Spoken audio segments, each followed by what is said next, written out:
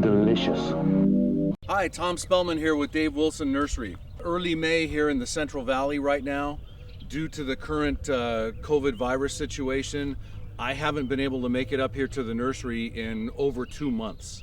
So I'm really glad to be here today. We're doing some fruit evaluations out in the orchard. We're taking a look at our small test orchard right now, and I have a few things that I'd like to point out. I know everybody is sheltering and staying at home, and everybody's spending a lot of time outdoors in their garden. That's good. You get some sunshine, you get some air movement, you get some exercise, you get some fresh air. So that's a great place to stay. That's a great place to spend some of your time while you can't do some of the things that we would normally like to do in our lives. And I think we'll all benefit from the gardening that we're able to do. Vegetable planting, herb planting, fruit tree planting is as popular as it's ever been right now. And we want to make sure that everybody has the right information to accomplish that and grow a good crop of material. So some of the issues that we've experienced this year here in our mini test orchard, number one, back in early March, about 2 months ago, we had a heck of a hailstorm. We had, hail the size of green peas and bigger, and it came down steady and it came down hard for about a half an hour. So we've experienced a lot of fruit damage due to that, and I'm getting lots and lots of emails, lots and lots of phone calls with people that are seeing this and mistaking it for insect damage or snail damage. So let's take a look at some of the issues that we've seen. This is our Flavorella plumcot, and this is a variety that got hit pretty hard. So if we take a look at some of the foliage and some of the fruit, we can see the result of the hail damage. Here's a great shot right here. We've got a really nice set on the tree, but we can see this pock marking, and it's all kind of coming in from the same angle. It kind of came in from above, but maybe to the southeast, southwest face. So when you start seeing things like this, some people think it's birds pecking, some people think that it's snail damage or slug damage, but when you see foliage that corresponds to that, let's see. Okay, right here and right here, you can see some of this foliage damage, and this is not insect damage where it's been chewed. This is where the foliage has been torn. It's actually been physically torn from the hail that came down and hit it. So this is the sign that you want to look for.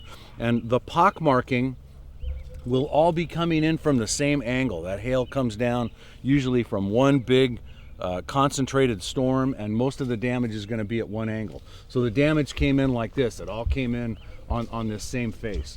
So hail damage, it doesn't mean that the fruit's no good. It just means that you're going to have a little bit of physical scarring on it. Now, if I was growing fruit to send to the market, I'd be concerned because that's no longer a number one grade fruit. But as far as flavor, it's not going to have any effect on the flavor. As long as it doesn't go any deeper than the exterior, than the skin, and just causing a little pock marking, the flavor should be just fine. So take a look. If you've got some damage and you're not sure what it is, there's a good chance if you're in an area where you had a big hailstorm in the last 2 months, that's what the damage is going to be from. So we've done some pretty substantial size control pruning this year. Some of the trees got a little big last summer. This combination in particular, which is one of my favorites, peach and nectarines and nectaplum. And this tree, or these trees, were about 9 or 10 feet tall last fall, maybe even a little bigger than that. And so we came in and aggressively took the tops down. So you can see we opened up the center a little bit, we thinned out some of the structure, and we brought about 4 or 5 feet off the tops. So we've done a lot of thinning this year with our size control reduction, and I think we're going to get some really good sized fruit this year. These are, for the most part, early varieties: Tropic Snow, Desert Delight Nectarine, which is going to be ripe in about 3 weeks for us here, before the 1st of June for sure. And everything's running a little bit late this year. We had a kind of an extended winter with those late rains, and we had a delay in dormancy break and flowering. So most of the fruit here in the Central Valley is probably running 2 to 3 weeks later than what we would normally expect. So varieties that would normally be ripe in mid-May Probably not going to be ripe until about June 1st. So before you start picking a bunch of fruit, you want to make sure that you pick some samples. Pick 2 or 3 of the biggest, brightest fruit on the tree. Try them out. Are they physically ripe to a point where they're acceptable to you? If so, continue to use the biggest and the brightest fruit all the time. But don't go in and just harvest the whole tree and then have to deal with 100 peaches in a week's period of time. Most of these varieties are going to give you 2 or even 3 weeks worth of extended harvest, so you want to use a little bit at a time. Make sure that you're harvesting the biggest and the best fruit first. Share some with your neighbors, share some with your friends, taking into consideration social distancing, of course, at this point, but we don't want fruit to go to waste. We want everybody to enjoy what we've been able to produce this spring, and I think we're going to get some great fruit sets. So this is one of our later plum varieties. This is Superior Plum, which is one of my favorites for the mid to late summer season. We haven't thinned this one yet. We've thinned most of the early varieties, the varieties that are ripe in late May, June, July. This is a late July, August variety. We really haven't come in and thinned it yet. So the first thing you should do, take a look at the tree. Take a look at where the amounts of fruit are. When you have a large cluster of fruit that's out toward the end of a branch like this, I always like to come behind it, give it a shake. Give it a good shake. You're gonna knock off all of that unpollinated fruit. You're gonna knock off some of the fruit that was tight in the cluster. Then you can come back and take a look at it and just start to thin. Some of this fruit, again, shows some hail damage, some of it more than others. So I'm gonna thin a lot more aggressively out here toward the end of the branch where the weight would break this branch off. And I'm gonna look for some of this fruit that might have a little damage on it, because I know I need to thin aggressively anyway. So I might even grab clusters and just take clusters off. There's literally 50 fruit right here, or 60 fruit right here in this one little section of about 12 inches worth of branch. Well, I want that to thin down to probably no more than 8 or 10 fruit. So I don't have to be real selective. I just want to get the weight off. I just want to get the fruit thinned. And the longer you stand here, the more time you're going to spend doing it. So I'm okay with more of an industrial kind of a thinning style. That way you're going to get those fruit clusters down to a point where they're going to be manageable and you're not going to do branch damage on the tree later. So here's a great example of what we call unpollinated fruit. This is fruit when it's about this size. It's about the size, a little bigger than a green pea, between a green pea and a dime. You start to get some discoloration and it'll just drop off. So none of that's going to be good quality fruit anyway. It's never going to ripen up. It's always going to fall. So just by doing that little shake, just by getting that started, you're going to knock off all of that unpollinated fruit, and that does a fair amount of thinning for you right there.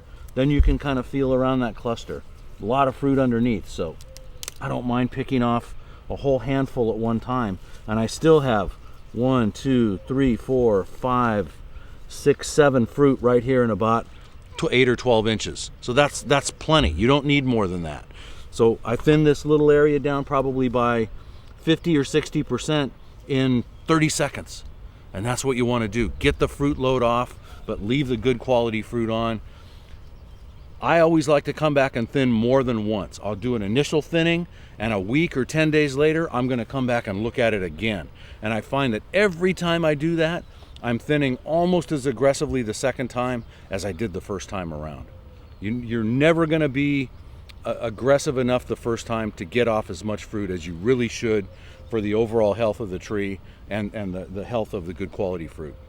So this is the multi-budded Pride Series peach that we aggressively pruned last year. It was just getting too big and too rangy. It actually had a broken branch on it from a fruit overload, and we really took it back. And some of the comments that we got on that video were, people were shocked. Oh, I can't believe you did that with that tree. You're not going to get any more fruit on that tree. You're killing that tree.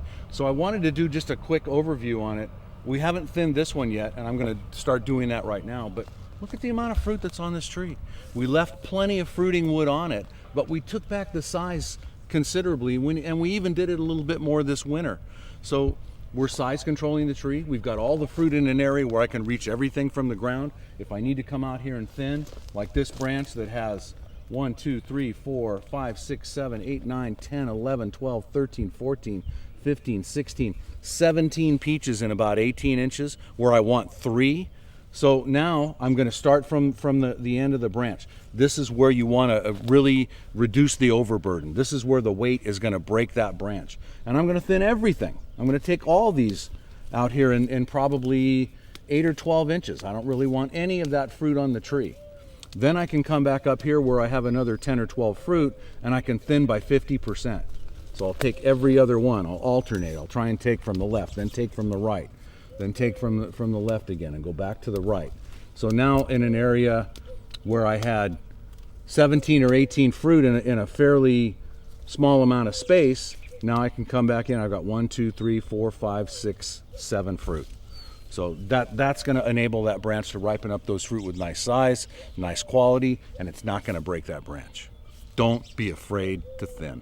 In closing, I just want to say that we're real happy this year to be able to supply a fair amount of fruit trees and nut trees to commercial farmers, to farmers market growers, and to wholesale and retail nurseries for sale back to you guys for planting in your yards.